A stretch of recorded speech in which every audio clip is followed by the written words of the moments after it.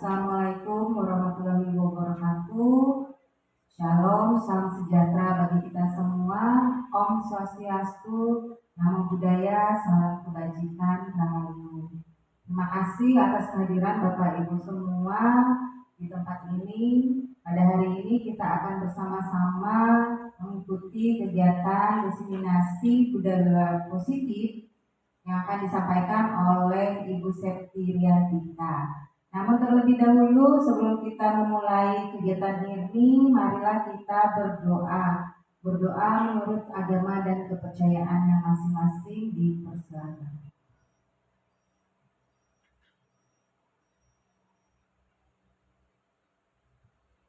Berdoa selesai.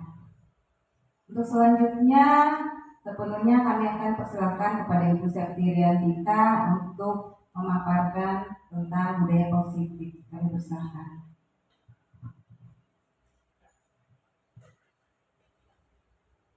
Ya, baik, terima kasih kepada Bu Selvia. Langsung saja ya, Bapak Ibu. Di sini saya akan menyampaikan budaya positif yang ada di sekolah. Nanti budaya positif ini yang akan diterapkan di sekolah kita. Next, Bu. Nah, sebelum memasuki materi, kita praktek sebentar. Jadi nanti minta tolong kepada Bapak Ibu berpasangan, ada yang menjadi A, ada yang menjadi B. Jadi nanti si A ini tugasnya mengepalkan tangan. Ya, minta tolong Bapak Ibu siapa yang kita praktekkan sama-sama. Si A silakan kepalkan tangannya. Di dalam tangan ini kita bayangkan kita menyimpan benda yang sangat berharga yang memang penting untuk kita. Nah, dan si B tugasnya dia akan merayu dengan segala cara bagaimana agar kepalan tangan si A ini bisa dibuka, entah dengan cara menggoda, menggelitik, atau bahkan menawarkan dengan uang. Coba kita bayangkan Bapak Ibu. Ya, silakan. Bagaimana? Ada yang mau buka kepala tangannya enggak? Ada yang berhasil? Nggak ada ya? Oke, baik, terima kasih. Semuanya bertahan dengan kepala tangannya. Apa hubungannya guys ini dengan budaya positif? Next, Bu Selvia.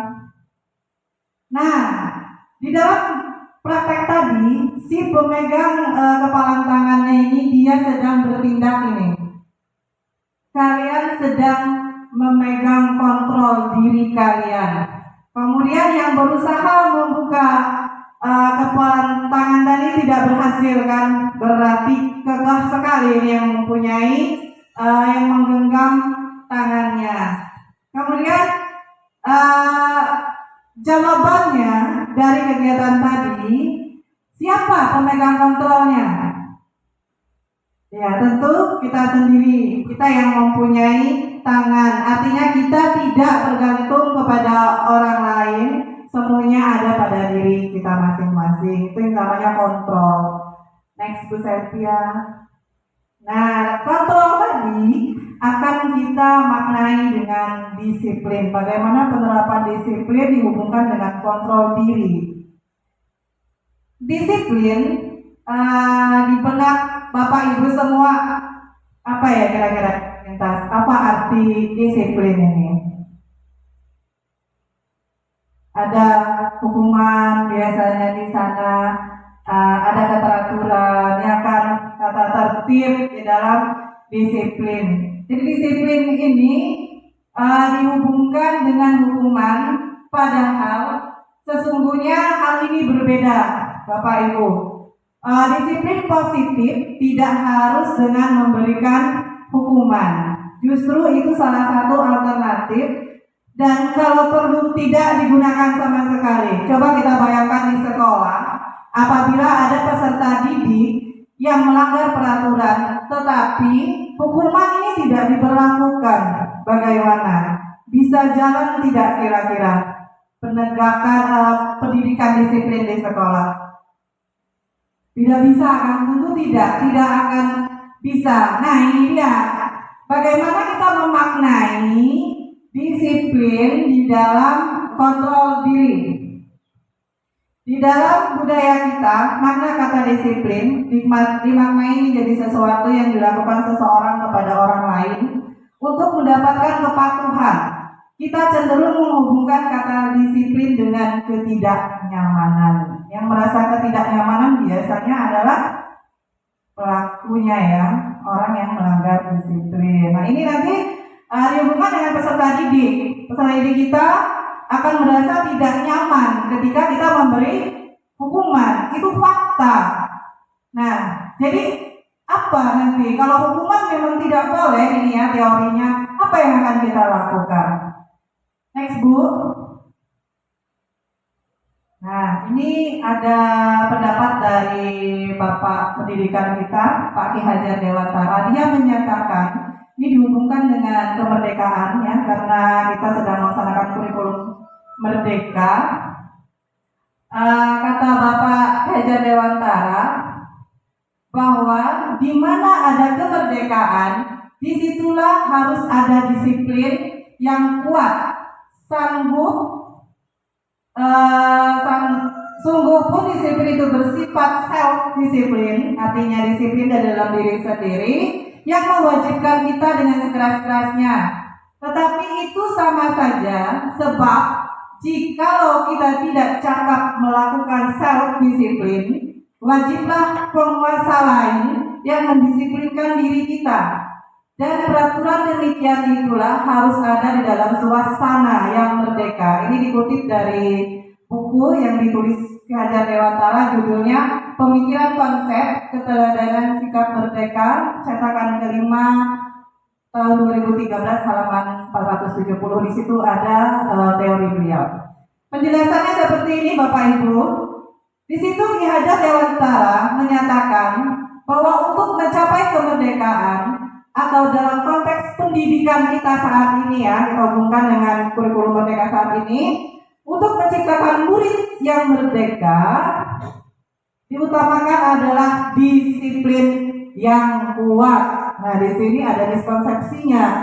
Tadi katanya disiplin dengan bentuk hukuman kan yang kita tahu tidak boleh. Sedangkan beliau menyatakan bahwa untuk menciptakan murid yang merdeka, kita harus menerapkan disiplin yang kuat. Nah, disiplin yang dimaksud adalah disiplin diri yang memiliki motivasi internal.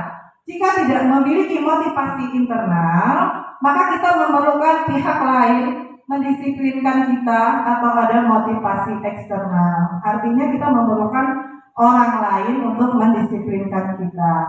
Karena berasal dari luar, bukan dari dalam diri kita sendiri. Itu disebut dengan eksternal tadi, dia dibantu orang lain untuk mendisiplinkannya. Next Bu. Nah, kita ke sekolah sekarang. Tadi tentang disiplinnya. Sekarang di sekolah kita sudah menerapkan profil belajar Pancasila. Ada 6 ya. Yang pertama, beriman bertakwa kepada Tuhan Yang Maha Esa dan berakhlak mulia. Kedua, mandiri. Ketiga, bernalar kritis. 4, berkebinekaan global. 5, bergotong royong. Dan 6, kreatif. Keenam ini sudah diterapkan di sekolah kita. Maksudnya apa menerapkan ini? Karena ini merupakan ciri karakter dan kompetensi yang diharapkan oleh peserta didik yang didasarkan pada nilai-nilai luhur Pancasila. Jadi sudah lengkap dari keenam ini yang menganut tentang nilai-nilai luhur Pancasila. Baik, next Bu. Kemudian motivasi tadi kan ada internal, ada eksternal. Nah, ini motivasi, teori motivasi, kemudian hukuman dan penghargaan, yang terakhir ada restitusi. Ini Gosen, ini nama peneliti dalam bukunya Restructuring School Discipline menyatakan ada 3 motivasi perilaku manusia.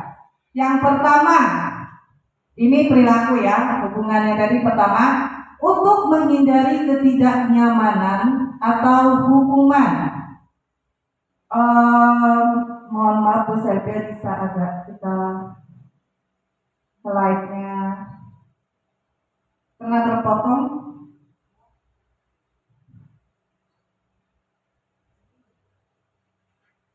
Pak stop Pak.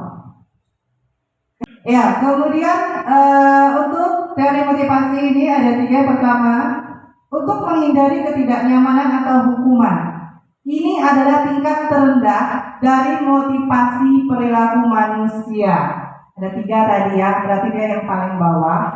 Biasanya orang yang motivasi perilakunya untuk menghindari hukuman dan ketidaknyamanan akan bertanya, apa yang terjadi apabila tidak melakukannya. Jadi peserta didik kita apabila dalam motivasi ini mungkin mereka akan ada rasa ketakutannya, selalu bertanya, apabila saya melakukan ini, apa ya hukumannya? Kemudian sebenarnya mereka sedang menghindari permasalahan yang mungkin muncul dan berpengaruh pada mereka secara fisik, psikologis, maupun tidak terpenuhnya kebutuhan mereka bila mereka tidak melakukan tindakan tersebut. Motivasi ini bersifat eksternal. Jadi motivasi ini bersifatnya dari luar. Dia menunggu dari orang lain untuk memotivasi dirinya. Jadi ini posisinya peserta didik kita sedang ketakutan. Mereka membutuhkan pihak luar. Baik, yang kedua, untuk mendapatkan imbalan atau penghargaan dari orang lain. Nah, motivasi yang kedua, keadaannya nanti ini peserta didik kita mengharapkan sesuatu penghargaan dari orang lain. Teorinya seperti ini, 1 tingkat di atas motivasi yang pertama.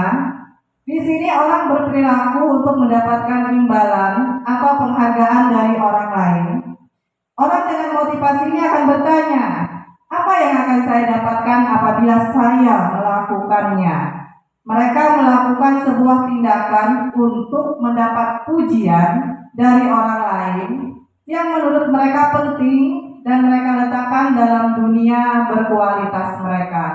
Mereka juga melakukan sesuatu untuk mendapatkan hadiah, pengakuan, atau imbalan. Motivasi ini juga bersifat eksternal, dari luar.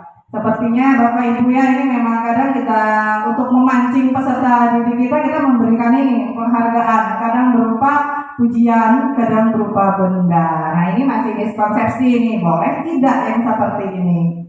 Lanjut Bu. Nah, yang terakhir, untuk menjadi orang yang mereka inginkan dan menghargai diri sendiri dengan nilai-nilai yang mereka percaya. Jadi peserta didik kita nanti akan menjadi orang dengan motivasi ini akan bertanya, akan menjadi orang yang seperti apa bila saya melakukannya. Jadi dia bertanya akan menjadi orang yang seperti, ada contoh orang yang menjadi cerminan dia kalau saya melakukan kesalahan seperti ini. Mereka melakukan sesuatu karena nilai-nilai yang mereka yakini dan hargai. Dan mereka melakukannya karena mereka ini menjadi orang yang melakukan nilai-nilai yang mereka yakini tersebut. Ini adalah motivasi yang akan membuat seseorang memiliki disiplin positif karena motivasi berperilakunya bersifat internal, bukan eksternal dari dalam dirinya. Dia mencoba memotivasi dirinya dengan melihat orang lain. Bisakah saya menjadi seperti itu? Ini tingkatan motivasi yang tinggi, yang paling tinggi sudah tingkat 3. Jadi diharapkan nanti peserta didik kita seperti ini, mereka memiliki motivasi dari dalam dirinya. Apakah bisa menjadi seperti orang yang mereka kagumi? Baik, next Bu. Nah, dalam kegiatan motivasi tadi kita dalam konteks disiplin ya Bapak Ibu. Jadi kita bisa disebut ada 2 identitas gagal dan identitas sukses. Apabila kita melakukan tindakan ini, hukuman ini masuk ke dalam tabel identitas gagal. Berarti ketika kita melakukan tindakan ini, kita telah melakukan hal negatif yang menjatuh pada sebuah kegagalan identitas peserta didik kita. Contohnya ada beberapa di sini, bisa Bapak Ibu lihat. Seperti biasa ini salah satunya, awas kalau dilakukan lagi ya nanti, awas kamu.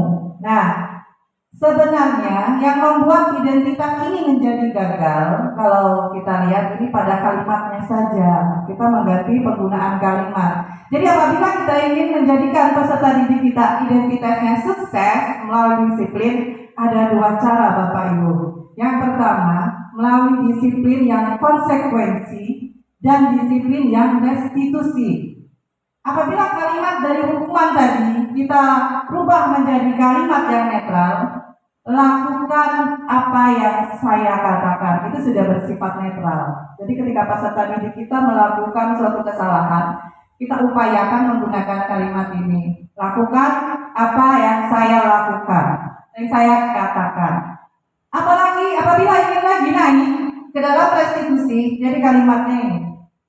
Apakah hal ini yang sesungguhnya ingin kamu lakukan? Jadi kita bermain sebenarnya dalam kalimat. Kalimat ini ternyata mengandung makna yang sama, hanya saja kita memperlakukan, mengolah kalimat itu menjadi kalimat yang lebih enak didengar. Kemudian peserta didik kita juga menjadi nyaman. Ketika kita menasihati mereka, mereka tidak dalam tekanan. Seperti itu. Baik, next Bu. Nah, ini dia, dihukum oleh penghargaan. Ini ada 5. Yang pertama, apabila kita menghukum peserta didik kita dengan penghargaan tadi, pengaruhnya ada beberapa macam. Yang pertama, pengaruh jangka panjang dan jangka pendek. Penghargaan efektif jika kita menginginkan seseorang melakukan sesuatu yang kita inginkan dalam jangka waktu pendek. Jika kita menggunakan penghargaan lagi dan lagi, maka orang tersebut akan bergantung pada penghargaan yang diberikan, serta kehilangan motivasi dari dalam dirinya. Akan ada ketergantungan karena penghargaan ini tadi. Kemudian jika kita mendapatkan penghargaan untuk melakukan sesuatu yang baik, maka selain kita senantiasa berharap mendapatkan penghargaan tersebut lagi dan lagi, kita pun menjadi tidak menyadari tindakan baik yang kita lakukan. Karena motivasinya tadi karena mengharapkan penghargaan, itu jangka pendek dan jangka panjangnya. Kemudian penghargaan ini akan mematikan kreativitas peserta didik kita. Penghargaan efektif jika kita menginginkan seseorang melakukan sesuatu yang kita inginkan dalam jangka waktu pendek. Jika kita menggunakan penghargaan lagi dan lagi, maka orang tersebut akan bergantung pada penghargaan yang diberikan serta kehilangan motivasi dari dalam dirinya. Jadi sama ya, masing-masing dari kedua pengaruh ini dengan penghargaan akan pengaruh kepada ketergantungan peserta didik kita. Lagi-lagi mereka bekerja, mereka melakukan sesuatu karena mengharapkan imbalan. Yang terakhir, motivasi dari dalam dirinya. Ada intrinsik itu dari dalam diri. Saat anak belajar untuk pertama kali menggabungkan huruf-huruf dan kata-kata, serta menyadari bahwa ia dapat membaca, timbul pijar di matanya dan sebuah senyuman di wajahnya. Anak tersebut begitu gembira bahwa ia telah mempelajari dan menguasai suatu keterampilan baru. Kesadaran akan kemampuannya bahwa dia sudah dapat membaca sesungguhnya sudah merupakan sebuah penghargaan. Jadi kita bagaimana caranya memberi motivasi itu yang sifatnya intrinsik, yang memacu peserta didik kita ini merasa bahagia. Mereka menyadari apa yang sudah motivasi yang diberikan itu bermanfaat bagi diri mereka sendiri. Baik, next Bu. Nah, bagaimana ini sudah kita masuk ke dalam tahap, masuk dalam solusi. Bagaimana disiplin positif tadi bisa kita masukkan ke sekolah tanpa kita memberi hukuman. Nah, kita akan membuat keyakinan sekolah atau keyakinan kelas. Bapak Ibu, keyakinan kelas, keyakinan sekolah sekarang sudah mulai diterapkan di masing-masing sekolah. Dan ini sebenarnya memang kita berinteraksi dengan mereka. Tujuannya apa keyakinan kelas ini? Agar peserta didik kita mereka bertanggung jawab.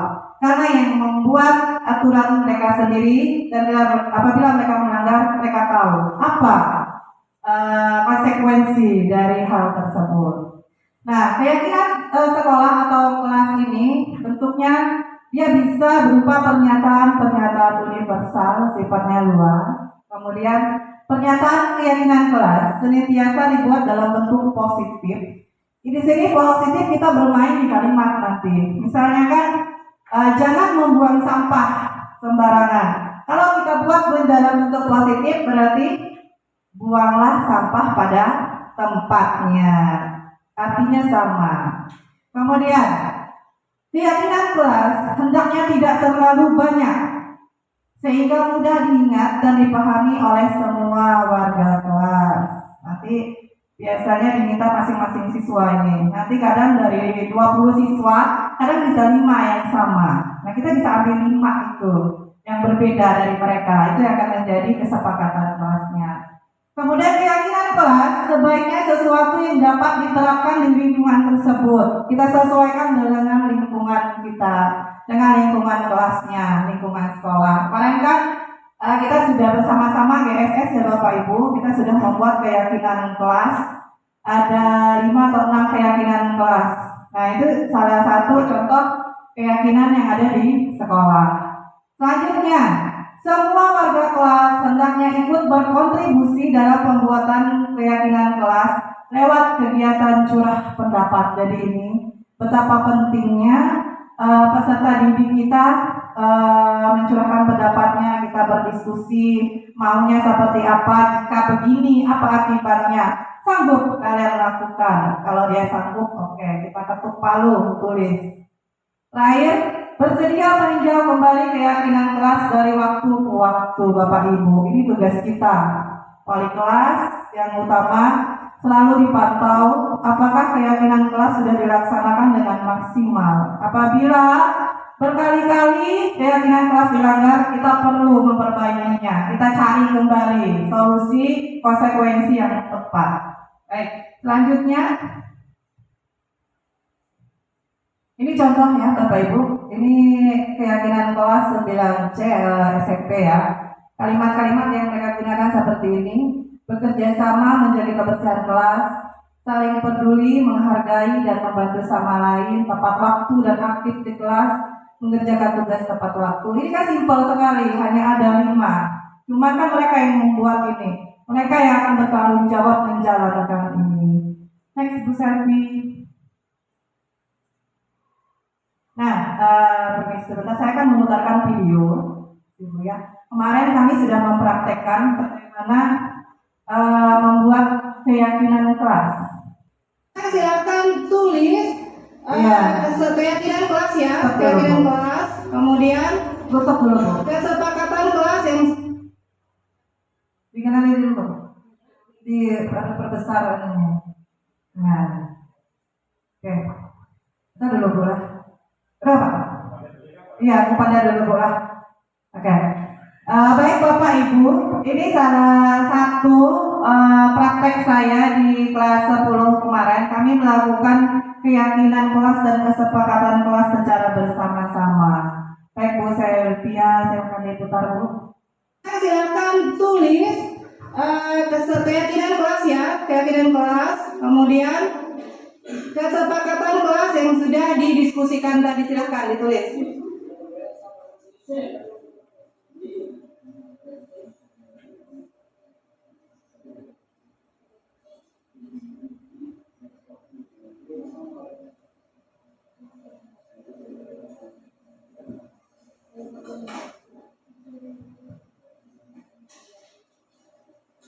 Ya, oke, terima kasih.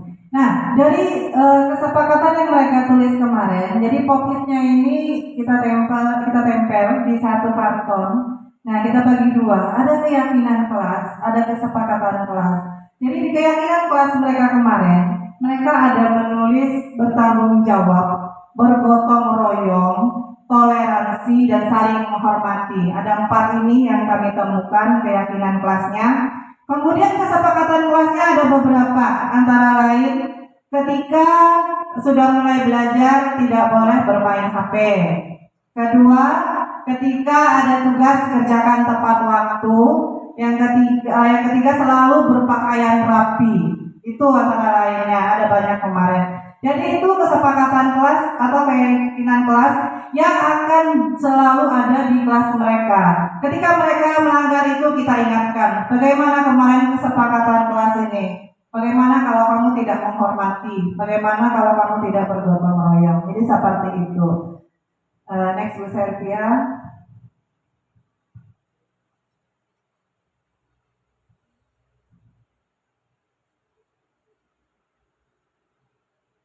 Ini gambar. Ya, kita lanjutkan kepada 5 kebutuhan dasar manusia. Dari motivasi-motivasi tadi, kita akan merenungi bahwa peserta didik kita ini punya 5 kebutuhan dasar Bapak Ibu. Jadi kita wajib memperlakukan peserta didik kita berdasarkan 5 ini.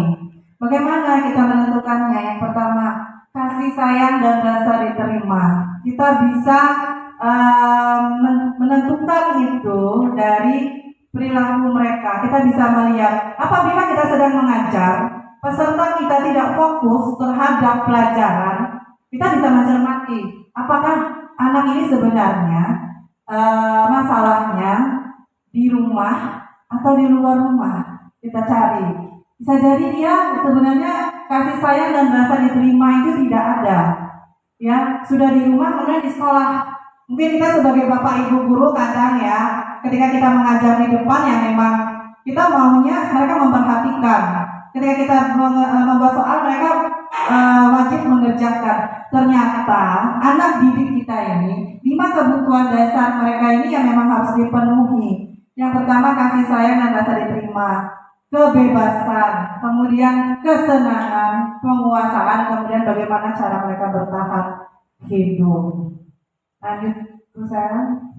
Nah, kemudian dari 5 dasar manusia tadi kita naik lagi ke 5 posisi kontrol guru. Ini seru Bapak Ibu. Ini yang memang menurut saya pribadi ketika mengikuti materi, kelima ini sebenarnya kita letaknya di mana sebagai seorang guru? Ya, apakah sebagai penghukum? Apakah pembuat merasa bersalah, teman, pemantau, atau sebagai manajer? Jadi kita fokuskan kembali Bapak Ibu bahwa kita ini membicarakan disiplin ya. Bagaimana cara guru mendisiplinkan peserta didik kita. Ini ada 5 ini tingkatan. Tingkatan paling dasar itu ada penghukum, naik lagi sebagai pembuat merasa bersalah, naik lagi. Ini sudah mulai agak positif, kita menjadi teman bagi mereka. Kemudian sebagai pemantau, terakhir ini klimaks yang paling memang diharapkan bahwa kita bisa menjadi manajer bagi mereka. Oke, next Bu. Oke, Bapak Ibu minta tolong kita sama-sama coba kita menelaah. Ini ada satu kasus ini nyata.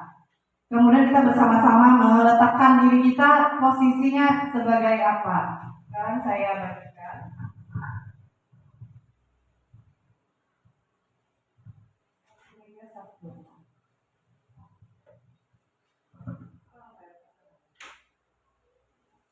Baik, di sana sudah ada materi ini yang 5 tadi, 5 kontrol. Bagaimana contoh bila menjadi guru, penghukum, kemudian pembuat merasa bersalah, teman, sebagai pemantau, dan terakhir sebagai manajer. Mari kita sama-sama simak contohnya ini Bapak Ibu. Anto dan Dino sedang bermain bersama di lapangan basket dan tiba-tiba terlibat dalam sebuah pertengkaran adu mulut. Dino pun menjadi emosi dan mengadakan kontak fisik, menarik kemeja Anto dengan kasar sampai kancingnya terlepas. Pada saat itu guru piket langsung melerai mereka dan membawa mereka ke ruang kepala sekolah. Ibu Suti sebagai kepala sekolah berupaya menenangkan keduanya, terutama Dino. Dino, sepertinya kamu saat ini sedang marah sekali. Mendengar itu, Dino pun mengalir bercerita tentang kekesalan hatinya. Ibu Suti pun melanjutkan, bahwa membuat kesalahan adalah hal yang manusiawi dan bahwa mempertahankan diri adalah hal yang penting. Namun meminta Dino memikirkan cara lain yang mungkin lebih efektif karena saat ini Dino berada di ruang kepala sekolah. Ibu Suti melanjutkan bertanya tentang keyakinan sekolah yang disepakati, serta apakah Dino bersedia memperbaiki kesalahan yang telah dilakukan terhadap si Anto. Dino pun akhirnya perlahan mengangguk, kemudian Ibu Suti balik bertanya kepada Anto, apa hal yang bisa dilakukan Dino untuk memperbaiki masalah? Anto menjawab, saya perlu kancing saya diperbaiki, Bu. Ibu saya akan sangat marah kalau melihat kancing baju saya sampai copot 3 kancing begini. Ibu Suti pun kembali bertanya ke Dino, apakah yang akan dia lakukan untuk menggantikan 3 kancing Anto yang terlepas? Dino berpikir sejenak, namun menjawab, wah, tidak tahu, Bu. Saya lem kembali mungkin ya, Bu. Ibu Suti berpikir sebentar dan menanggapi, kalau dilem akan mudah terlepas kembali, Dino. Bagaimana kalau kamu menjahit saja? Bersediakah kamu? Dino tampak ragu dan menanggapi, menjahit? Mana saya tahu bagaimana menjahit, Bu. Ibu Suti meneruskan, apakah kamu bersedia belajar menjahit? Dino berpikir sejenak, memandang ke meja Anto dan menanggapi, yang mengajari saya siapa, Bu? Dengan cepat Ibu Suti menjawab, Pak Irfan, guru tata busana. Dino kembali diam sejenak memandang ke meja Anto yang tanpa kancing. Akhirnya Dino mengangguk, tanda menyetujui, dan sepanjang siang itu Dino belajar menjahit dan memperbaiki kemeja Anto. Terakhir kali, kedua anak laki-laki tersebut, Dino dan Anto, pada jam pulang sekolah, mereka sudah bercengkrama dan bersenda gurau kembali. Dari kasus seperti ini yang di penerapan disiplin positif tadi, Bapak Ibu ya, bagaimana cara kita berbicara dengan anak-anak dengan pilihan-pilihan kalimat yang memang tidak mendoktrin mereka. Nah, sekarang saya minta tolong kepada Bapak Ibu guru, mari kita mengamatinya. Apakah Ibu Suti ini dia berada di tahap kontrol yang mana dari kelima ini? Apakah dia sebagai penghukum?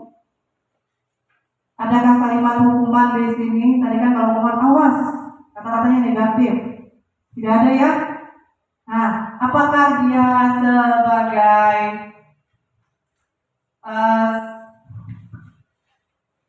pembuat merasa bersalah?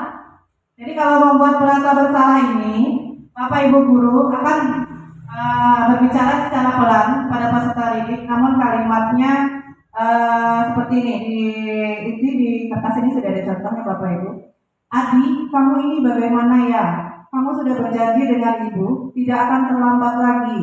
Kamu kenapa ya? Senang sekali mengecewakan ibu. Nah, ini yang disebut dengan membuat merasa bersalah. Bapak Ibu gurunya membuat kalimat yang membuat mereka ya agak tertekan sedikit. Ada tidak ya kalimat seperti ini tadi? Apakah si Ibu Suti sebagai pemantau? Tidak ya.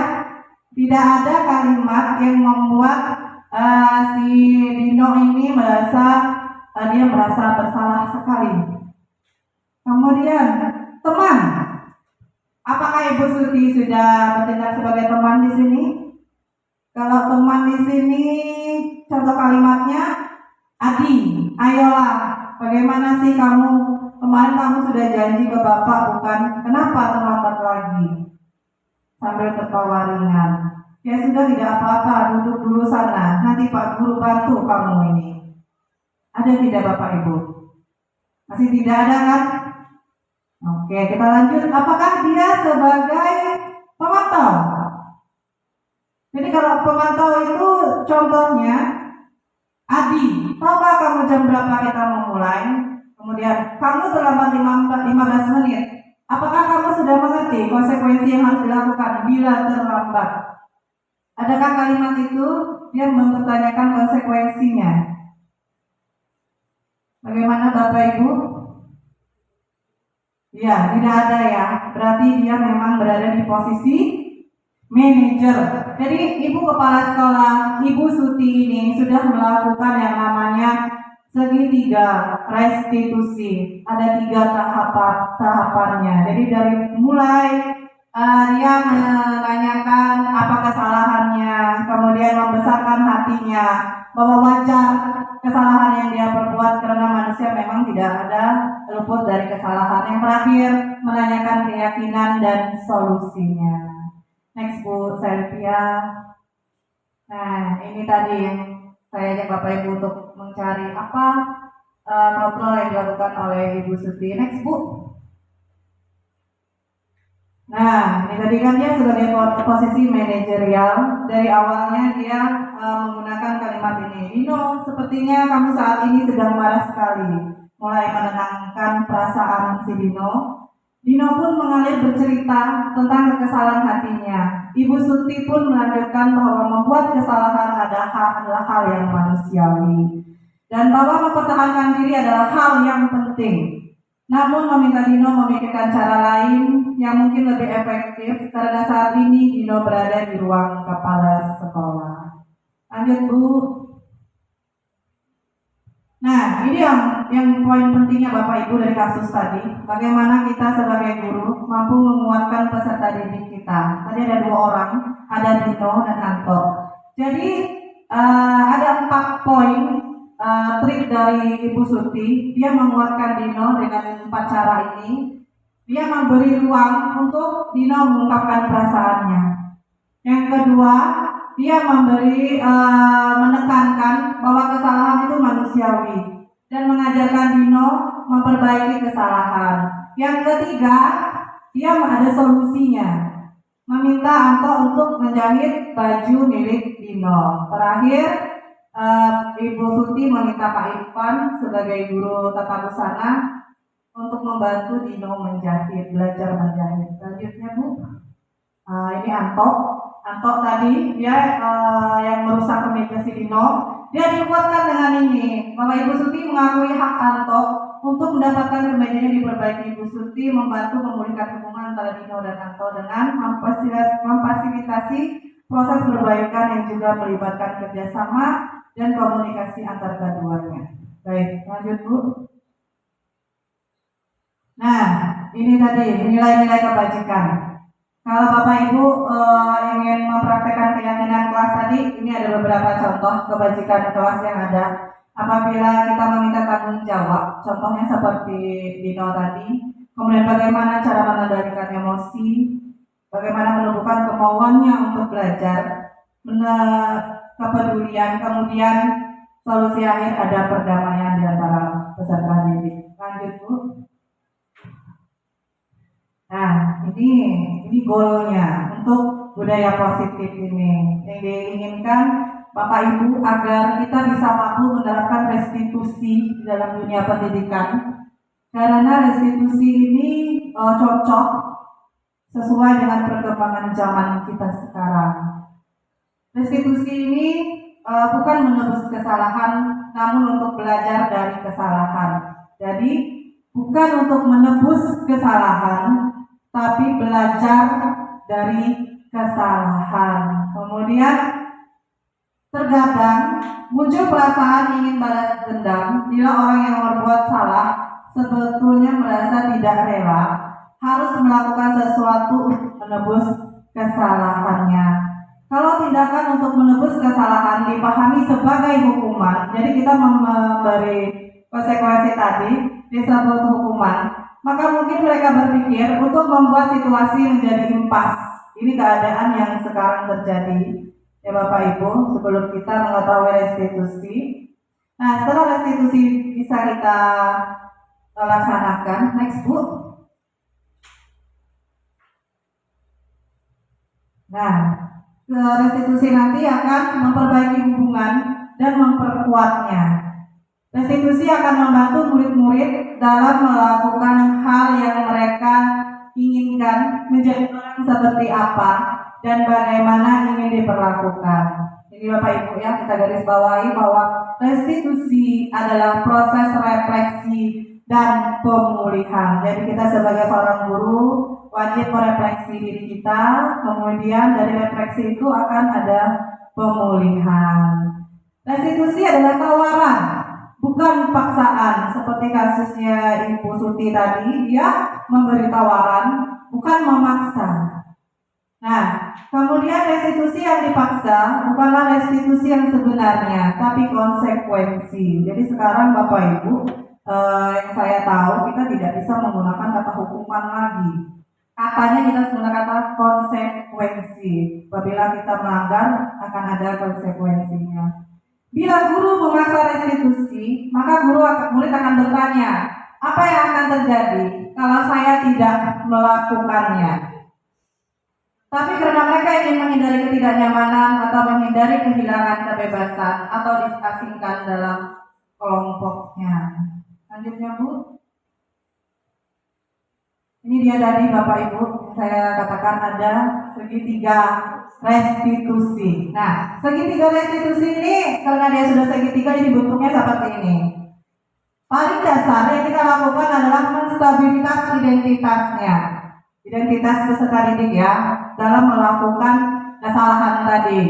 Kita bisa menggunakan kalimat ini. Setiap orang pasti pernah melakukan kesalahan. Kamu bukan satu-satunya yang pernah melakukan ini. Jadi kita stabilitas dulu identitas mereka. Lalu kita validasi kebutuhannya. Dalam memvalidasi ini kita akan tahu nanti apakah alasan peserta didik sehingga mereka berbuat seperti itu. Kamu tentu punya alasan mengapa melakukan itu. Adakah cara yang lebih efektif untuk menumbuhkan apa yang kamu butuhkan? Kita usahakan memasukkan kalimat-kalimat yang seperti ini. Terakhir yang di sebelah kanan, menanyakan keyakinan. Nilai-nilai apa yang telah kamu sepakati, kamu ingin menjadi seorang seperti apa, dan akan ada solusi dari semua ini nanti. Lanjut Bu. Ini kesimpulan untuk segitiga restitusi, bahwa segitiga restitusi merupakan proses menciptakan kondisi bagi peserta didik untuk memperbaiki kesalahan mereka sehingga mereka bisa kembali pada kelompoknya dengan karakter yang lebih kuat. Ini kata Gosen pada tahun 2024 ya pada bukunya. Lanjut Bu. Nah ini video kemarin bisa menjadi contoh Bapak Ibu bagaimana melakukan restitusi kepada peserta didik yang melakukan kesalahan. Ini kemarin si Ferel, dia melakukan kesalahan karena berkelahi di kelas. Dia memarahi temannya namanya Adi, kemudian membuat kegaduhan.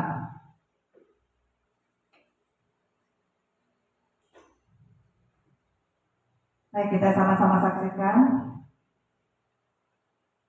Tadi Ibu mendapat laporan dari wali kelasmu dan memberikan katanya kamu berkelahi hari ini?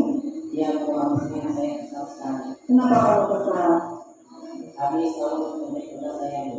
Oh, wajar. Kalau dipukuli posisi kamu juga akan marah karena memang kita susah payah mengerjakan tiba-tiba teman datang langsung mengontek. Oke, apa yang kamu lakukan terhadap Adi ketika kamu marah tadi? Saya memarahi dan memaafkan dengan senang hati. Memaki, ya. Ibu sangat menghargai kamu tidak berbuat lebih jauh lagi, misalnya memukulnya atau malah kamu sampai melemparkan benda. Nah, sekarang kita pikirkan sama-sama. Kamu tadi marah, kira-kira keyakinan kelas kita yang mana yang kamu langgar? Saya menghormati antar teman.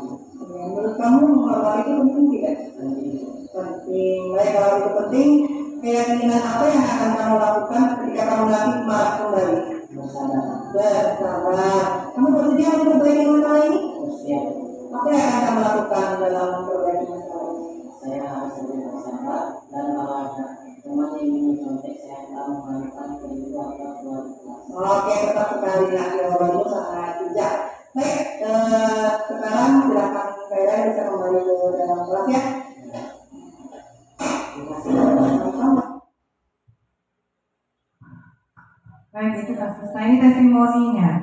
Terima kasih, saya senang sekali berdiskusi dengan dan dulu karena menemukan solusi dari masalah saya sendiri dapat belajar dan Nah, jadi si Perel merasa masalahnya bisa terbantu diselesaikan melalui praktek segitiga restitusi. Ada satu lagi kasusnya, ini namanya ini Serina. Dia ini selalu datang terlambat ke sekolah. Yuk mari kita sama-sama lihat. Nah, Selamat pagi Miss Rina. Iya. Nah hari ini Ibu dapat laporan dari guru tiket. Katanya Miss Rina datang terlambat lagi hari ini. Betul? Seingat Miss Rina sudah berapa kali datang terlambat? 3 kali. Nah 3 kali. Jadi nak ya, manusia ini memang wajar membuat kesalahan. Kita selalu belajar dan belajar dari segala kesalahan. Namun kita harus berusaha untuk memperbaikinya. Setuju? Setuju. Nah sekarang kita cari solusinya nak. Kira-kira kenapa ya mesinnya bisa sering terlambat? Karena saya berdagang sendiri. Nah itu dia masalahnya. Nah dengan seperti ini menurut Nisina keyakinan kelas apa yang dilanggar? Disiplin. Disiplin. Penting tidak disiplin itu? Penting. Iya. Nah betul, nah dengan menghargai waktu kita juga bisa menghargai orang lain, pekerjaan menjadi tidak menumpuk, kemudian juga bisa melatih rasa kepedulian. Bagaimana perasaan Sina sekarang? Saya menyesal. Baik, kamu sudah meminta maaf, artinya kamu menyadarinya nak ya. Nah sekarang untuk tidak mengulang kembali, Sina datang terlambat ke sekolah, apa yang Sina perbuat? Saya akan lebih cepat dan tidak mengulangi. Iya, nah sekarang kita sudah menemukan solusinya nak ya. Nah sekarang silakan nih Sina bisa kembali ke dalam kelas. Iya.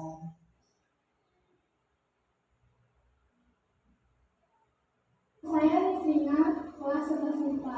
Terima kasih Ibu Septi, saya senang sekali telah berdiskusi dengan Ibu Guru untuk menemukan solusi dari masalah saya, sehingga saya akan tidur lebih cepat agar tidak terlambat kembali ke sekolah.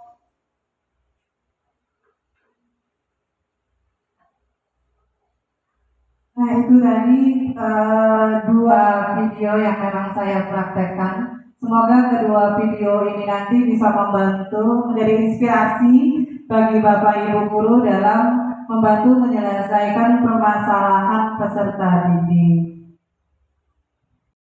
Silakan dibacakan Seril. Keyakinan kelas, saling membantu, saling tolong-menolong, saling membantu dan gotong royong. Kesabaran, gotong royong, saling menghormati, tolong-menolong, saling menghormati. Kesepakatan kelas, tidak bermain HP saat belajar. Tidak bermain saat belajar, tidak bermain HP saat belajar. Menjaga kebersihan kelas, datang ke sekolah tepat waktu, mengerjakan tugas yang diberikan guru.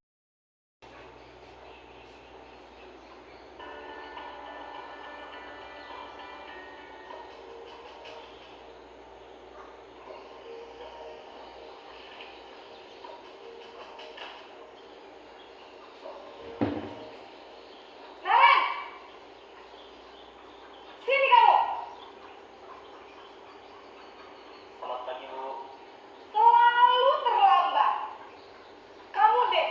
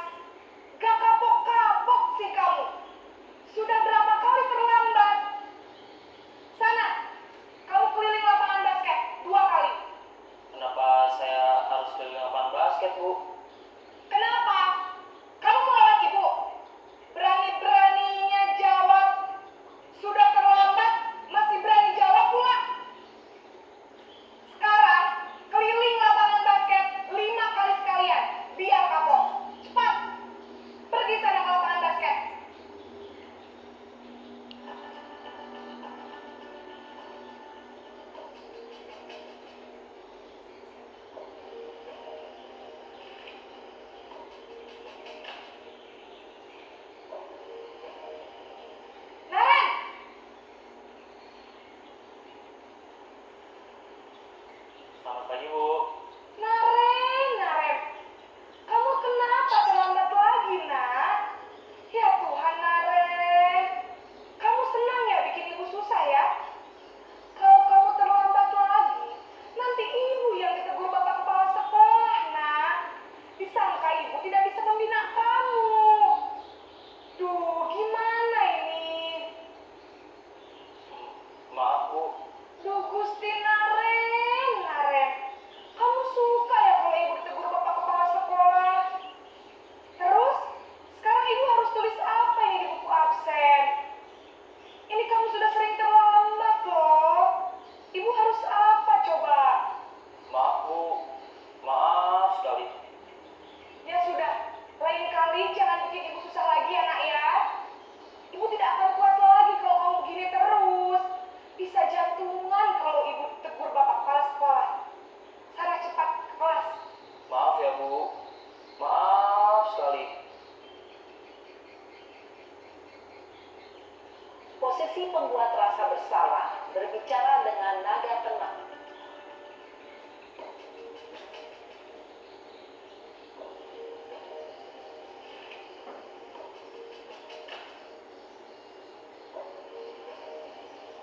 Naren!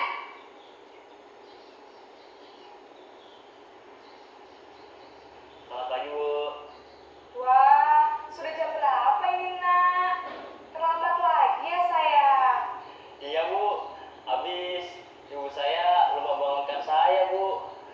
Kamu malah menyalahkan ibu kamu. Kamu bukannya anak yang larinya paling kencang. Kok terlambat sih? Iya, Bu. Saya memang terlambat bangun tadi. Jadi, biarpun saya lari kencang, tetap gak kekejar, Bu. Ya sudah sana. Nanti lain kali larinya lebih kencang lagi ya. Biar gak terlambat lagi. Bikin seneng ibu. Demi ibu. Bisa kan? Bisa lah, Bu. Ya sudah sana masuk kelas. Ibu beresin urusan absen kamu. Kamu ini ada-ada saja.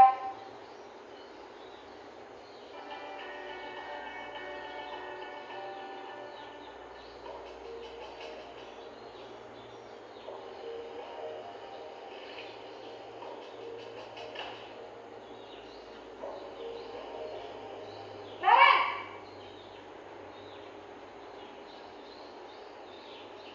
Selamat pagi, Bu. Naren, apa peraturan sekolah kita tentang jam berapa kita harus masuk sekolah, nak?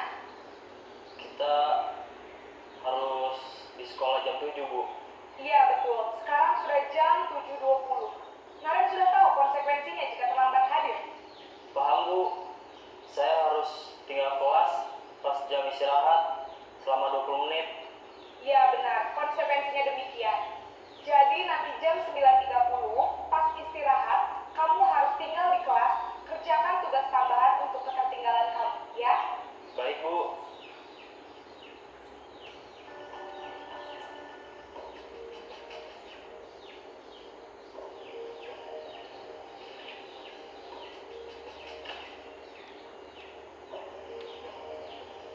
Naren!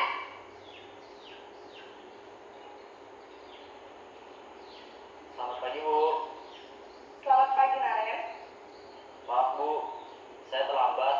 Iya, sekolah masuknya jam 7, sekarang sudah jam 7.20. Jadi sekarang bagaimana ini, Naren? Maaf, Bu. Saya lupa setel alarm saya semalam. Baiklah, menurut kamu, keyakinan sekolah yang mana yang perlu kamu tingkatkan? Menghargai diri sendiri dan orang lain mungkin ya, Bu. Setuju. Jadi, apakah Naren meyakini prinsip saling menghormati tersebut? Iya, Bu. Saya meyakininya. Apakah Naren bersedia memperbaiki masalah keterlambatan ini?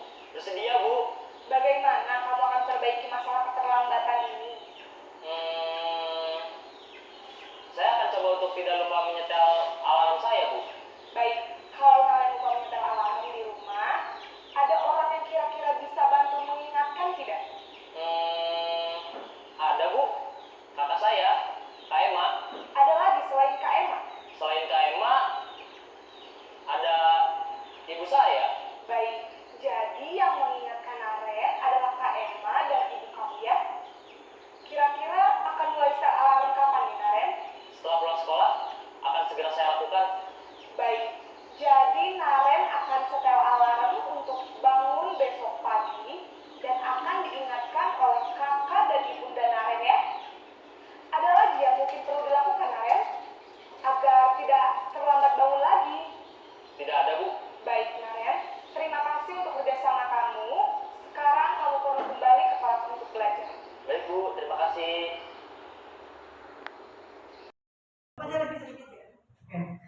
Baik Bapak Ibu, setelah menyaksikan kedua video tadi, apakah ada umpan balik atau hal yang ingin ditanggapi pertanyaankah dari materi yang sudah saya paparkan? Ibu Kartiana bagaimana Bu? Ada yang ingin disampaikan? Ya, iya Ibu Kartiana atau Bu Yona. Berbagi pengalaman boleh Bu? Oh masih dipikirkan. Naik ke Pak Kristensen bagaimana? Iya. Silakan Pak Kristensen. Ya, terima kasih Bu Septi. Dari pemaparan yang disampaikan Bu Septi tadi sudah sangat bagus sekali. Mungkin sama-sama ya, kita sebagai tenaga pendidik juga pernah menemukan kasus seperti ini. Contohnya, pada saya mengajar di kelas 12 MIPA 2. Di situ ada salah satu siswa yang terlambat. Ya. Jadi ada beberapa anak yang terlambat. Jadi bagaimana cara kita menyikapinya ya, agar mereka tidak terlambat lagi. Mungkin hampir sama kasus seperti tadi contoh yang di Serina tadi, karena katanya begadang. Jadi dari kita mensimulasi sehingga dia tidak begadang lagi, otomatis akan sampai di sekolah dengan tepat waktu, tidak terlambat lagi. Ini hampir sama. Mungkin itu pengalaman saja. Terima kasih. Berarti sudah menjalankan restitusi Pak ya, tanpa disadari Pak ya. Nah ketika kita di dalam kelas, ternyata memang banyak kan kita tidak menyadari restitusi sudah kita jalankan seperti Pak Kristensen tadi. Dengan bertanya alasannya, kemudian apabila mereka mengulang kembali konsekuensinya seperti apa. Oke, terima kasih Pak Kristensen. Selanjutnya, bagaimana Bapak Ibu Guru, ada lagi? Mungkin dari Ibu Nur, ingin berbagi cerita Bu? Baik.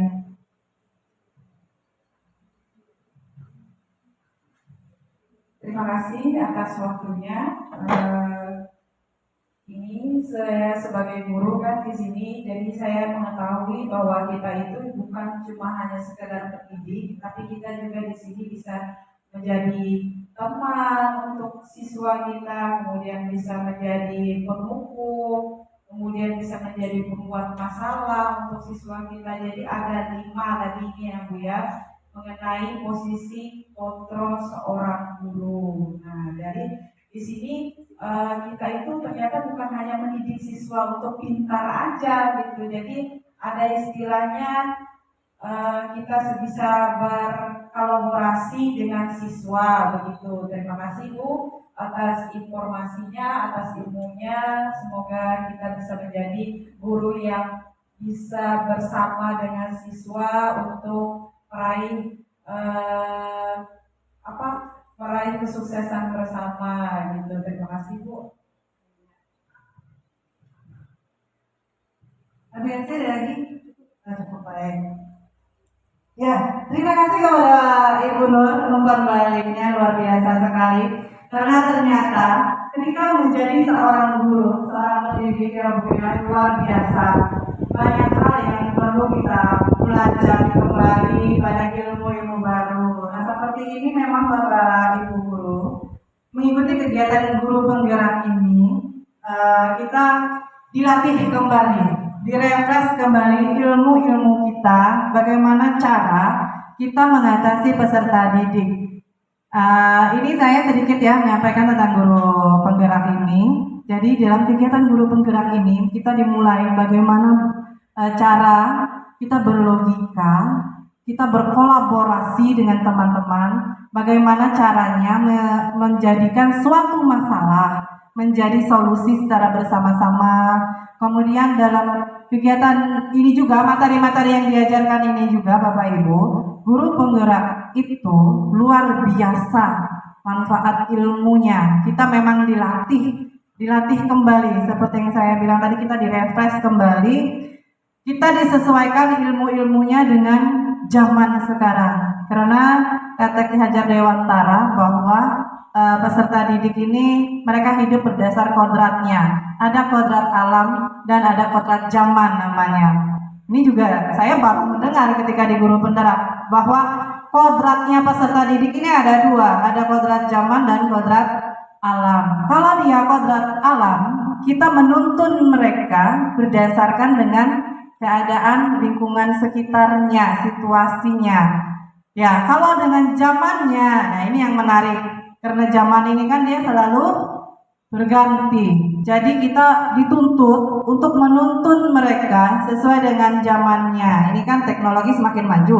Kalau kita sebagai guru tidak mampu untuk mengikuti arus itu, nah jadinya kita akan tertinggal Bapak Ibu guru. Ya, ilmu-ilmu yang kita dapati tidak terrefresh kembali. Nah, dengan kedua pengetahuan kodrat ini tadi diharapkan peserta didik kita mereka dapat menempuh pendidikan dengan layak, dengan baik, dan nanti mereka akan menjadi siswa yang bahagia. Ya, ketika siswa sudah bahagia, otomatis semuanya akan berjalan dengan lancar. Bagaimana cara mereka bersikap, bagaimana cara mereka belajar di sekolah.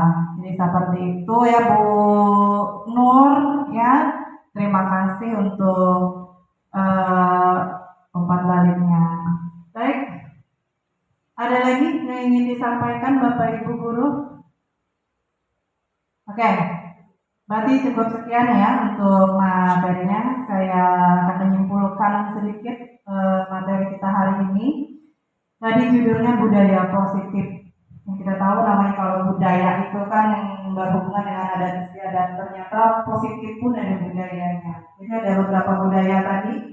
Bagaimana memperoleh agar sekolah kita menerapkan budaya positif dari motivasi tadi. Bagaimana cara kita memotivasi internal dan eksternal peserta didik kita.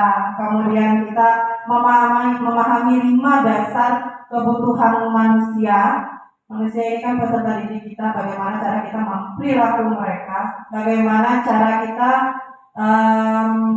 menanggapi tingkah lakunya. Yang ketiga, berdasarkan kita memposisikan diri kita sebagai guru. Apakah kita mau menjadi kontrol yang mana? Apakah penghukum saja? Apakah teman saja? Atau malah kita sudah mampu menjadi posisi kontrol manajerial? Nah, yang ketiga terakhir, bagaimana cara kita menyelesaikan masalah? Apabila kita sudah mengambil posisi manajer, otomatis segitiga restitusi tadi sudah kita akan jalankan.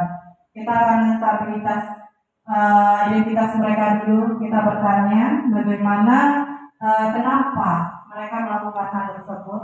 Yang kedua, kita memberikan sedikit kembali untuk mereka bahwa apa yang mereka lakukan itu tidak apa-apa, karena itu wajar. Yang terakhir, menanyakan keyakinan. Nah, keyakinan tadi yang sudah kita buat di dalam kelas atau keyakinan yang sudah kita buat di dalam lingkungan sekolah. Misalnya keyakinan ini yakin mereka, keyakinan kebajikan tadi.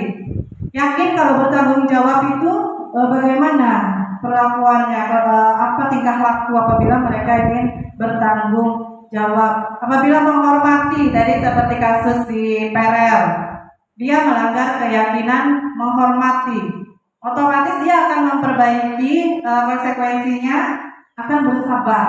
Dengan dia bersabar, nanti dia akan mampu menghormati temannya.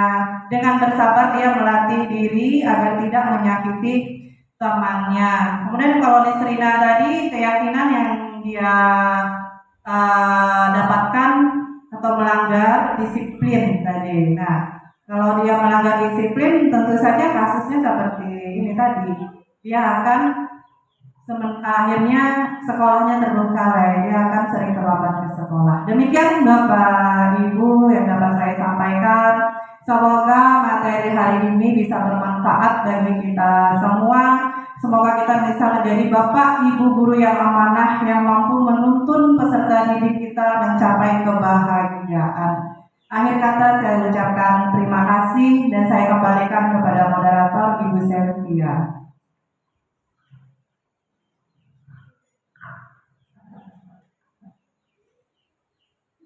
Ya, terima kasih kepada Ibu Septiriantika yang sudah memberikan penjelasan panjang lebar ya, tentang budaya positif. Semoga pemaparan tadi bisa kita terapkan dalam keseharian kita sebagai guru dan juga bisa bermanfaat untuk kedepannya. Ya. Nah, Bapak Ibu gimana? Sudah jelas semua ya tentang budaya positif. Ya. Nah, untuk hari ini pemaparan ini sudah selesai, dan seperti tadi sebelum kita memulai kita berdoa, dan mengakhiri kegiatan ini juga kita akan berdoa. Marilah kita berdoa menurut agama dan kepercayaan kita masing-masing. Berdoa dipersilakan.